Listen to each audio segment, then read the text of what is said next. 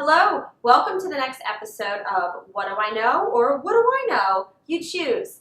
This week's topic I'm calling Paralysis by Perfectionism. The email comes from Jenna, who writes, "Hey Steph, so my boyfriend always gives me a hard time because I'm a perfectionist and he thinks that's a bad thing. I don't have a problem with it. What are your thoughts on the matter?" All right. Well, first of all, I don't really think anything's a bad thing unless you're purposely hurting yourself. So let's not judge it and say that it's a bad thing. I would almost challenge you to view it as maybe an opportunity to reconsider some of your mindset on things, because I'm just going to flat out admit it, I'm a recovering perfectionist. And I always needed everything to be this perfect, completed whatever.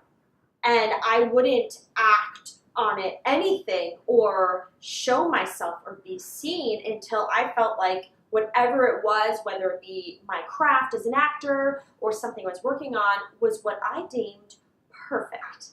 And I'll never forget to this day, when I was going through acting school and I hit my first class of doing audition workouts where they put you in front of a camera and you have your sides and you read it alongside a reader who's off the camera, and then at the end of the class we watch everybody back and the teacher kind of use it as a learning experience to kind of go through, how you can improve.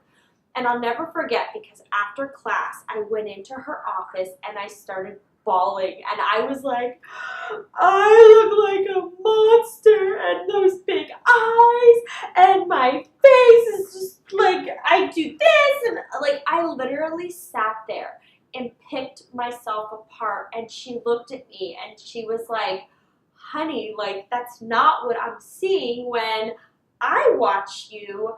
There seems to be a bit of a judgment that you have on yourself. And there was this disconnect between me just being Stephanie in all her imperfect glory and this image in my mind that I had as to what I needed to look like and how I needed to be. And I attached myself to that image. And so when I saw that, there's a disconnect, like I couldn't handle it. And even in my acting career, like I have held myself back or have not wanted to put myself out there and be seen because, I need to take one more class, or I need to study this, or I need to go to this conservatory, or, and I kept wanting to learn and learn and learn and perfect, that I wasn't just getting out there and doing what I love for the sake of doing it. Because one of the things that I was failing to realize is that you learn the most through failure.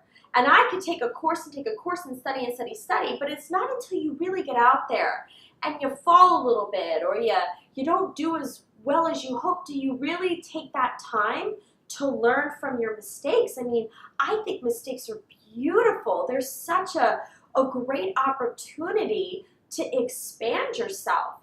What fun is life if you just go out there and you're good at everything you try? And you might just succeed here, but what a sense of accomplishment comes from stretching yourself past what you thought you were capable of. But the first step in being able to do that is to stop judging yourself or your projects or anything that you're working on to such a critical degree. Because what I find is there's a direct correlation with how rigid and against the flow things start to look and appear when you continue to refine and redo and refine. Like for me, I just get up here, I don't retake these. This is it. If you see that I've cut it, it's because I really stumbled. I used to have a speech impediment and I figured, all right, and I pause and then I start talking again and I just, cut it out. But I never refilm these. And it's because I just want to get up here and show you me. I honestly have no idea what's going to start flying out of my mouth. But if I were to script myself or to go, no, let's redo this, you're probably not going to see this real stuff that I feel comes through.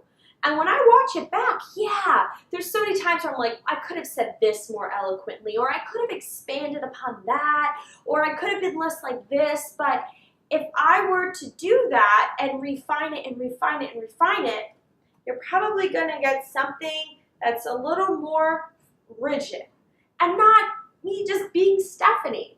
And I've learned to stop judging.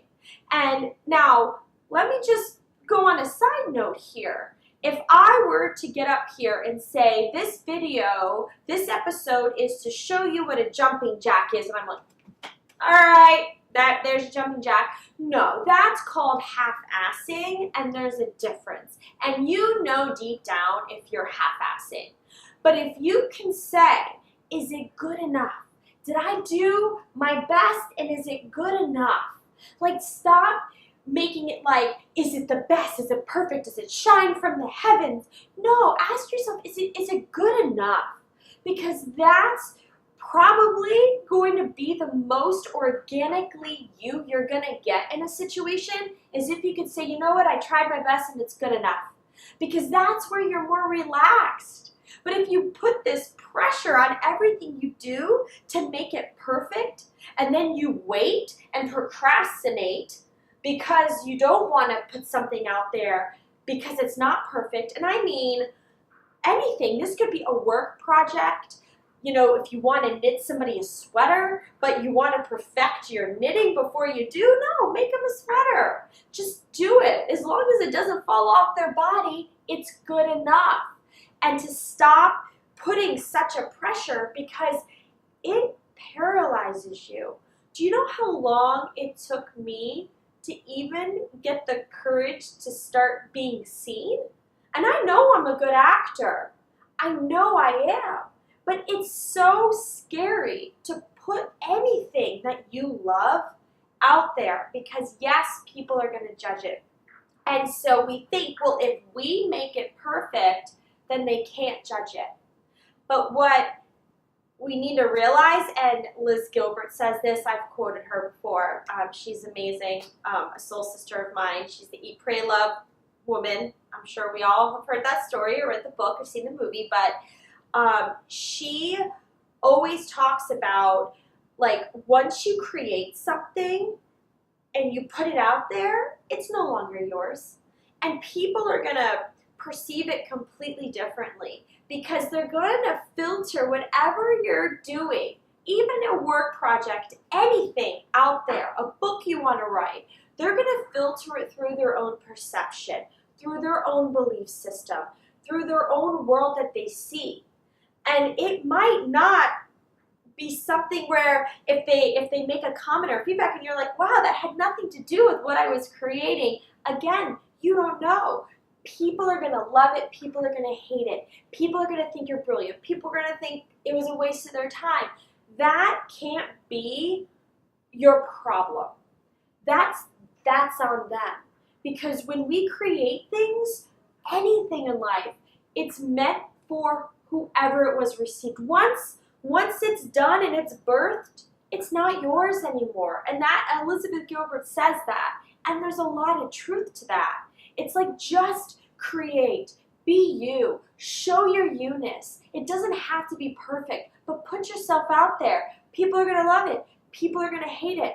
But it's that peace that you develop within yourself, that self-acceptance that you're A, human, and B, you're not perfect. Nobody is. And that it's okay. That's where you're going to get the freedom to really grow, to learn, to expand, to succeed. But hiding behind the need for anything to be perfect is only going to keep everything hidden. And you're never going to grow, and you're never going to expand, and you're never going to give the gift of whatever it is you want to create. Because believe it or not, while you might judge yourself and others might judge you, there's going to be somebody out there that goes, I am so glad I read that. I needed that, or I needed to see this, or I needed to watch that, or I needed to experience this. I mean, it's such a beautiful gift that you're depriving somebody out there. And so my challenge for you is to really sit down and ask yourself, what am I waiting on because I don't think I'm ready?